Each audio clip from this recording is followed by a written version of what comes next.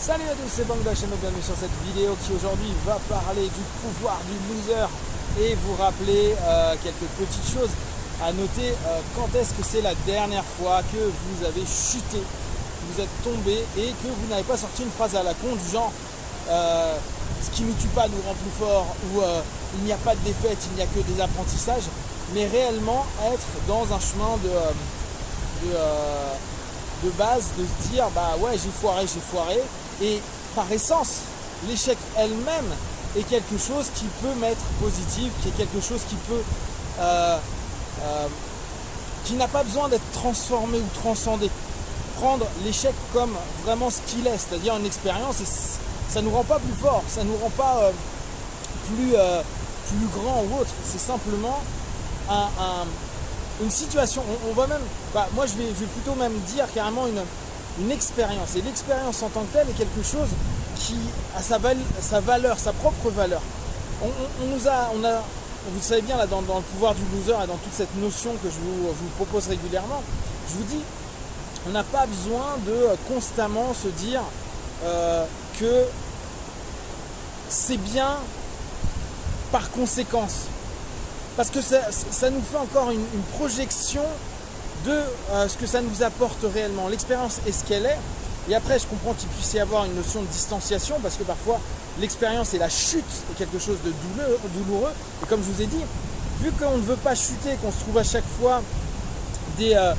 espèces de protection avec des mots tout faits, des expressions toutes faites qui ont de la valeur. Moi je les ai énormément utilisés, je les ai parfois, quand je prends mal un échec, une défaite, une chute, je suis ouais mais bon, ça me rendra plus fort et tout, alors que non, il n'y a pas à aller chercher que ça te rende plus fort, c'est je vis cette expérience, et l'expérience est par son existence quelque chose qui m'apportera peut-être pas du bon, peut-être pas immédiatement de quelque chose qui ramène vers de la valeur. Et même si on dit ouais mais il suffit de voir un angle différent, bien sûr on peut acheter et projeter qu'il y a quelque chose de positif, mais là encore ça nous met dans une distanciation. Vaut mieux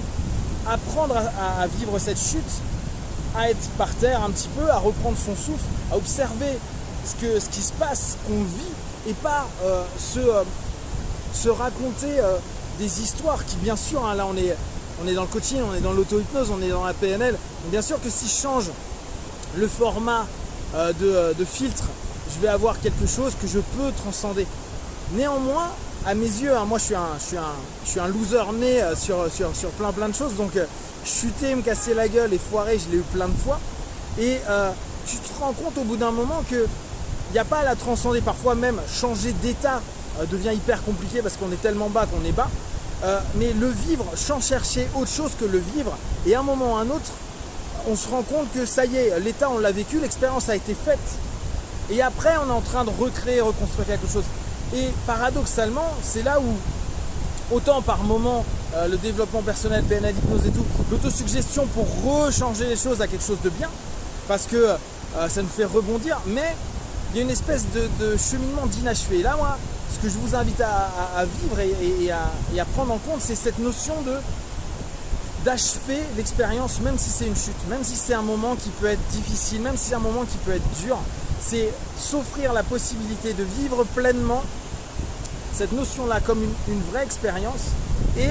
après laisser mûrir cette expérience, sans dire que vous allez vous tuer par rapport à ça, sans dire que vous allez vous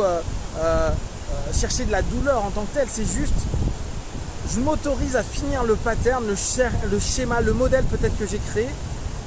Et au pire, si vraiment je sens que j'y reste trop longtemps et que vraiment je suis en train de foutre en l'air plein de choses importantes de ma vie, ouais, vous pouvez utiliser tous les systèmes, PNL, hypnose, dev perso, l'attitude positive, etc. que moi, je vous invite à avoir au quotidien. Paradoxalement, quand on chute, je pense qu'il y a cette notion-là de j'apprends à tomber, j'apprends à vivre cet instant-là, à ressentir cet instant-là, pour qu'à un moment ou à un autre, il puisse y avoir cette notion de dire c'est fini, j'ai fermé une porte. Et c'est quelque chose qui est intéressant, parce que très souvent les gens dans leur démarche ne veulent pas vivre la souffrance, et ce qui est normal, hein, je ne suis pas en train de dire soyez sadique avec vous-même, mais plutôt, vous savez, c'est un peu ces schémas qu'on a répété sans cesse toute notre vie parce qu'on ne les a pas vécues jusqu'au bout, ça n'a pas été fermé, la boucle n'est pas fermée et on va en thérapie ou en travail perso pour ça. Et là, quand vous commencez à prendre conscience que ok, là je viens de chuter, ok, ça pique un peu, je veux vivre la situation jusqu'au bout, l'expérience jusqu'au bout pour justement sortir, finir, clore cet instant à ce moment. Si vous avez des questions à dire, moi, que vous partagez sur Facebook, sur YouTube, j'y répondrai le plus rapidement possible. Et comme d'habitude, de tout ce que je propose, ne prenez que ce qui est bon juste pour vous, tester, observer, analyser et conclure. Be one, ciao.